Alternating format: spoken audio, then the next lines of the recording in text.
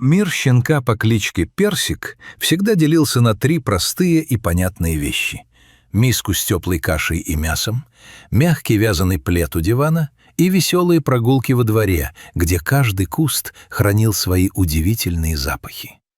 Персик был обладателем роскошной плюшевой шерстки абрикосового оттенка, задорных висячих ушей и совершенно неиссякаемого запаса щенячьего любопытства. Именно это любопытство и сыграло с ним злую шутку. В тот прохладный октябрьский день прогулка казалась совершенно обычной. Опавшая листва шелестела под лапами, воздух пах сырой землей и приближающимся дождем, а впереди размеренно шагала хозяйка. Но внезапно из-за мусорного бака метнулась серая тень. Это была кошка. Не просто дворовая бродяжка, а настоящая дворовая аристократка, наглая, пушистая и с невероятно высокомерным взглядом. Она замерла всего в паре метров от щенка, дернула кончиком хвоста и презрительно фыркнула. В крошечной голове Персика что-то мгновенно щелкнуло. Древние охотничьи инстинкты, до этого дремавшие где-то глубоко внутри, вспыхнули ярким пламенем. Забыв обо всем на свете, о строгих командах, о вкусном лакомстве в кармане хозяйки и об осторожности, щенок сорвался с места. «Персик, стой! Фу! Ко мне!» Донесся сзади испуганный крик, но шум ветра и бешеный стук собственного сердца заглушили хозяйский голос. Персик мчался так быстро, что его короткие лапы едва касались мокрого асфальта. Кошка легко перемахнула через низкий заборчик, нырнула в узкую щель между двумя гаражами и вильнула за угол старой трансформаторной будки. Щенок не отставал, ослепленный азартом погони. Он пролетел через чужой двор, проскочил под ржавой аркой, миновал лабиринт незнакомых переулков, и вдруг погоня оборвалась. Кошка одним грациозным движением взлетела на 3-метровый деревянный забор, села на верхнюю перекладину, обернула пушистый хвост вокруг лап и посмотрела на задыхающегося щенка сверху вниз. Во взгляде ее зеленых глаз читалось откровенное издевательство. Персик звонко тявкнул, требуя продолжения игры, но кошка лишь лениво зевнула, перепрыгнула на другую сторону забора и растворилась в воздухе. Щенок остался один. Только тогда Персик, наконец, огляделся по сторонам. Вокруг не было знакомых желтых качелей, не пахло любимой клумбой, а многоэтажки вокруг выглядели серыми, высокими и пугающе чужими. Щенок опустил нос к асфальту, пытаясь отыскать обратный след. Но город жил своей жизнью. Едкий запах бензина, пыли, чужих следов и сырости намертво забили тонкое собачье обоняние. Он побежал в одну сторону, потом в другую, запутался окончательно и испуганно заскулил. Вскоре небо затянуло свинцовыми тучами, и с неба полился мелкий, липкий и пронизывающий осенний дождь. Вода быстро пропитала густую персиковую шерстку. Теплый меховой комочек превратился в мокрого, дрожащего зверька с торчащими ребрами и потемневшей от грязи шерстью. Щенок не знал, куда идти, поэтому просто забился в узкую нишу под бетонным козырьком подъезда старой пятиэтажки. Здесь почти не капало, но ледяной сквозняк безжалостно продувал все тело до самых костей. Персик подобрал под себя озябшие лапы, свернулся в тугой калачик и положил мордочку на холодный порог. Шли часы. Город постепенно погружался в вязкую темноту.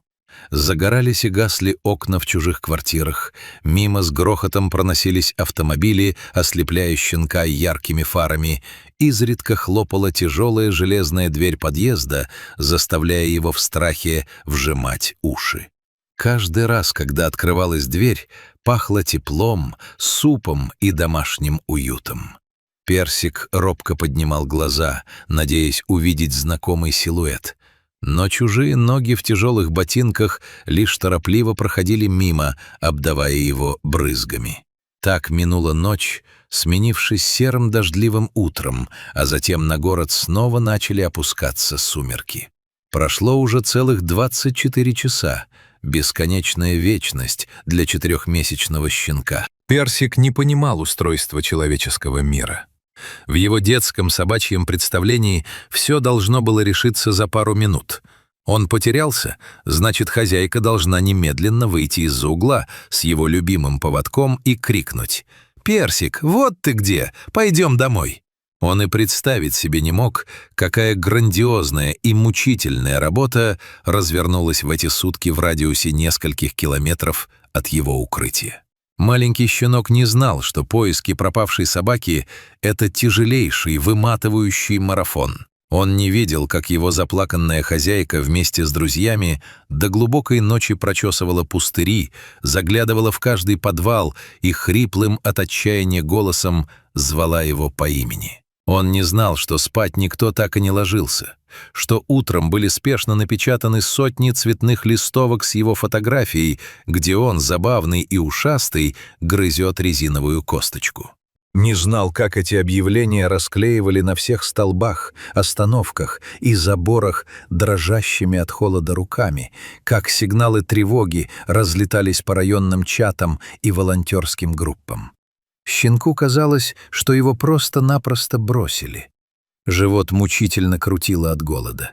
Персик уже и забыл, когда ел в последний раз, а во рту остался лишь горький привкус дождевой воды, которую он слизывал с края ступеньки.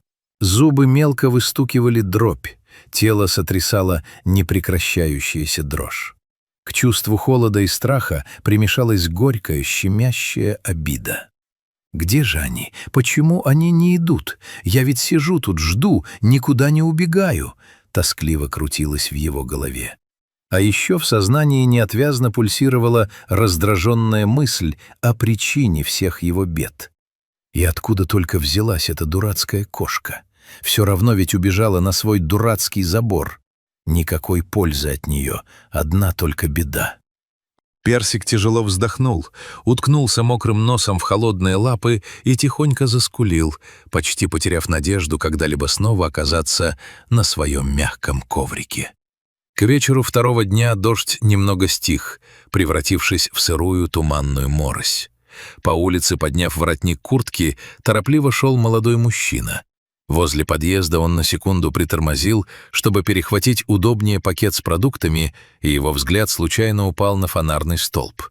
Там, еще на влажной от клея бумаге, висело яркое объявление.